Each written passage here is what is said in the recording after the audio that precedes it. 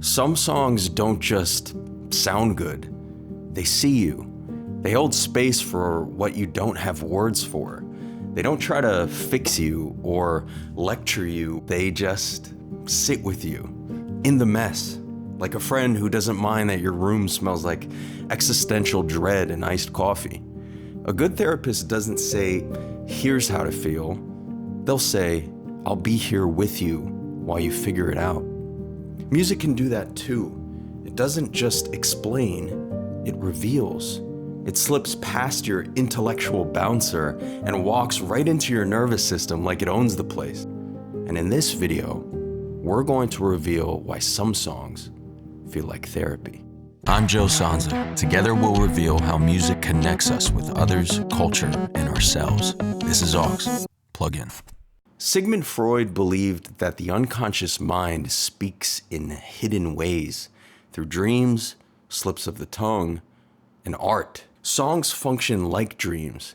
The melody, the rhythm, the lyrics, they slip into the unconscious like a dream, bypassing the walls you've built.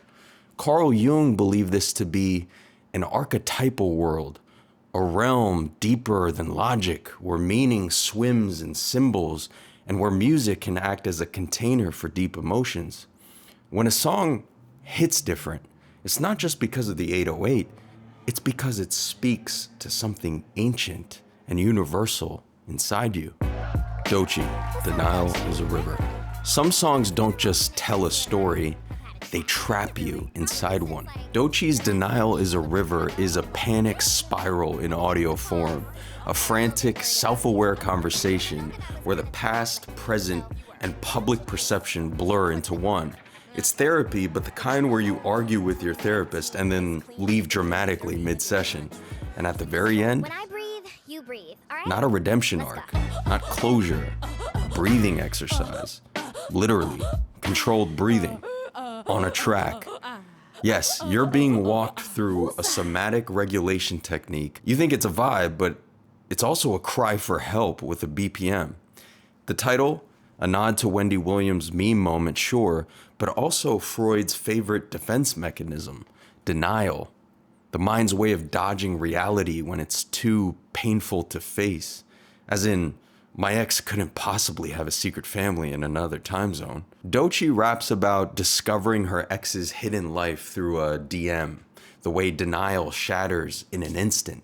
But instead of processing, she moves forward at full speed. Music, money, TikToks, a whirlwind of distraction. She admits she's moving so fast, no time to process, but denial doesn't mean forgetting. It means running until you can't. The song itself is the sprint. The outro is the moment when there's nowhere left to run. Doechii's breathing exercise at the end isn't a gimmick. It's a physiological intervention.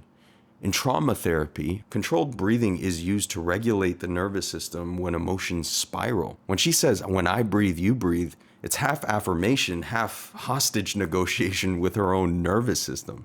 She's trying to calm herself down, but it also sounds half-hearted, like someone forcing self-care they don't believe in. The gasping, the shallow inhales, this isn't mindfulness. It's a body struggling to regulate itself after emotional whiplash. In the end, she lands on woosah, which feels like a deep sigh after an emotional purge, or the emotional equivalent of putting a Band-Aid on a house fire. Frank Ocean, White Ferrari. Frank Ocean's White Ferrari doesn't hold your hand. It places you inside his feeling, then floats away like it just remembered it left the stove on in a parallel universe. This song is what grief sounds like when it's trying to drive in a dream and keeps missing the exit to closure. Carl Rogers, who feels like a therapy grandpa waiting for you with warm cookies, said true healing comes when you accept emotions without judgment. That's what this song does. It doesn't demand anything from you, it just exists, like a foggy mirror waiting. Also, the production. It's soft, sparse, and somehow makes silence feel louder than most choruses. Fergie, Big Girls Don't Cry. Big Girls Don't Cry. On the surface, it's a song about moving on. It pretends to be a moving on anthem, but dig deeper, and it's actually the musical embodiment of trying to cry quietly in a Uniqlo dressing room. Adlerian psychology would say this song is about social wounds, the fear that being vulnerable means being left behind. Translation, you can't be soft, but don't expect anyone to stay. That's the real therapy here. It doesn't just say, I'm strong, it shows the pain in having to be. It's in the silence between verses where she almost breaks, but doesn't. The songs that feel like therapy don't do so because they give us answers. They feel like therapy because they make space. And those songs say, yeah, this sucks, but look, you're still here, and I'm still here. Jung would call this process individuation, the process of integrating all parts of the self, even the hidden ones. Cognitive behavioral therapy might say it's about recognizing and restructuring thought patterns. Either way, music becomes the emotional container for the depths of our emotions and guides us towards self-reflection, transformation, and ultimately a deeper connection with the totality of our psyche. Not to fix you, but to hold you while you fix yourself. And sometimes being truly seen by another person, by a song, or by yourself is what saves you. So, if you've ever ugly cried in the car with a song on repeat, congrats. You've already done a little self-work.